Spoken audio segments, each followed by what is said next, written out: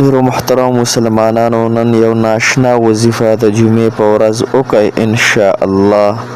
دا وظیفه به تاسو چرته مخکې نه وي کړې د الله تعالی په فضل سره. داسې وظیفه ده چې د قرآن کریم د منځ وظیفه ده، په کوم ځای باندې چې قرآن مجید یعنی د قرآن مجید منځ دی که نو هغلته دا لفظ لیکلی شوی دی ولیتلطف. محترم ولیتلطف د دې ډېرې زیاتې پیدې دي.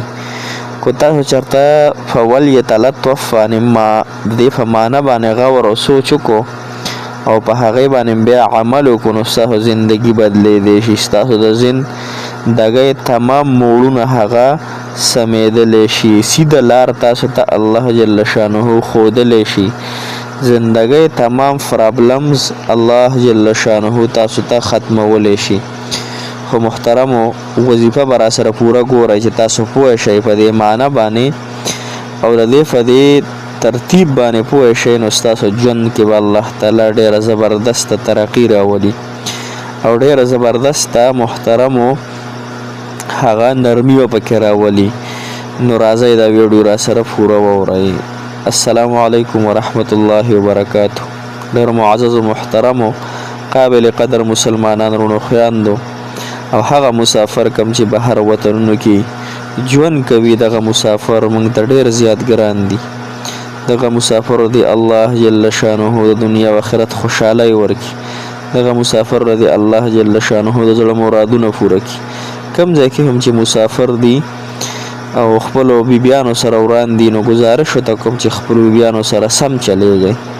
یا کومې زنانه چې دي خپلو خاوندانو سره وران دي نو گزارش ورته کوم چې خپلو خاوندانو سره د مینې محبت ژوند کوي. ځکه سړی چې پیدا شي که نه نو دی په هر ځای کې وال او ټکول خوري. ګوره لومبی چې دی ماشوم وي نو د مور او پلار د لاسه دی تربیت حاصلي، د هغوی د لاسه دا وال خوري. کله چې بیا لوی شي مدرسه سکول کې دی بیا وال خوري.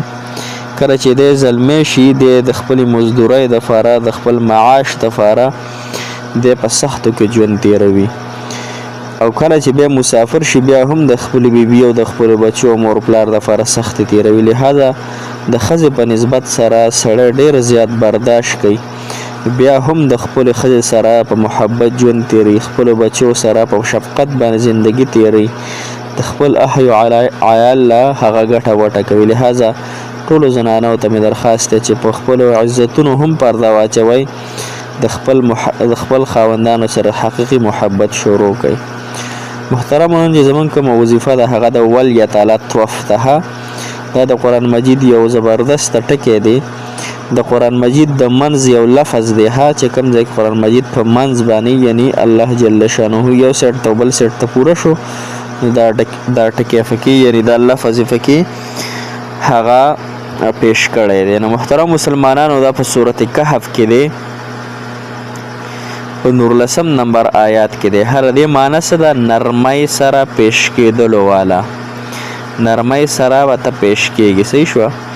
که په دې لفظ باندې موږ لږ شان ویل وکړو محترم مسلمانانو زمونږ د زندګۍ تمام څیزونه به سم شي. زمونږ زندګۍ کې به الله جل شانه تبدیلی راولي. ها صحیح شوه که نه؟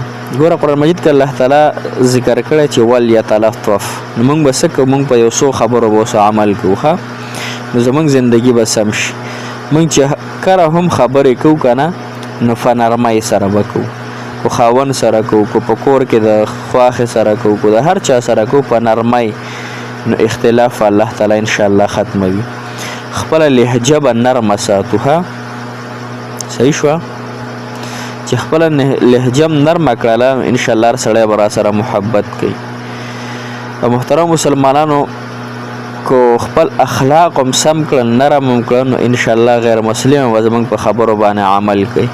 یقین په الله که موږ تبلیغ کې زه تللی وم نو موږ یو هندو ته دعوت ورکړو چې ته مسلمان شه، کلمه ووایه. هغه وایي چې زه څنګه مسلمان شم؟ تاسو مسلمانانو د دین دپاره څه کړي؟ زه تاسو ته ګورم نو تاسو نه زه څه زده کړم. تاسو اول مسلمانان ځان سم کوئ، موږ بس تاسو په دین باندې ایمان راوړو. نو موږ که یو سیټ ته د مسلمان ودرو بل سیټ ته د غیر مسلم ودرو نو فرق پکې موږ نشو کولی چې کم مسلمان دی کم غیر مسلم دی. مسلمان ځان خود بخور د هغې بل یعنی د هغه په شان جوړ کړی دی. صحیح شوه. محترم مسلمانان د خپلې بیبي سره که موږ نرمي وکړله نو انشاءالله الله تعالی به موږ سره نرمي وکړي. صحیح شوه. که موږ د خپلو بچو سره صحیح نرمي وکړله او اخلاق مو سره استعمال کړه دغه بچي به زموږ دپاره د آخرت غټه ذریعه وګرځي. ها که موږ د مسلمانانو سره په میلاف کې یعنې میلاوېدلو کې نرمي وکړله لهجه هم سمه استعمال کړه نو انشاءالله مسلمانانو سره به زموږ هغه رویه سمه شي. نو ولیتلطف معنی هم دغه د محترمو چې زموږ د زندګۍ څومره اهم څیزونه دي هغه زړه دی او ژبه ده چې زموږ زړه د غیر الله نه ووړي د الله تعالی سره په محبت کې لطف اندوز شي. زموږ ژبه ده د غیر الله نه ووړي او د الله جل شانه په کلام په وظایفو باندې اموخته شي. صحیح شوه. نو په هره غړی کې او په هر ځای کې دا لازم خبره ده چې تاسو نرمي اختیار کړئ، اخلاق اختیار کړئ، اخلاق حسنه اختیار کړئ. صحیح شوه. د چا چې اخلاق سم وي د هغه باقي څیزونه هم سم وي. محترم مسلمانانو داسې کار وکړئ تاسو نن د جمعې مبارکه ورځ ده د مازدیګر مونځ نفس د جمعې په ورځ د مازدیګر مونځ نفس تاسو د سورت کوثر وظیفه وکړئ 314 پیرې مخکې وروسته 11 پیرې درود ابراهیمي ووایئ او بیا دعا وغواړئ نو انشاءالله الله تعالی به حاجات پوره کړي. د الله تعالی نه امیدي مه کوئ. هر څومره وظیفې چې تاسو کوئ دا به الله تعالی قبلوي ضرور ښه انشاءالله. که موږ وی چې نه قبلوي نو بیا به الله تعالی نه قبلوي. که موږ وی قبلیږي انشاءالله قبلیږي به ښه.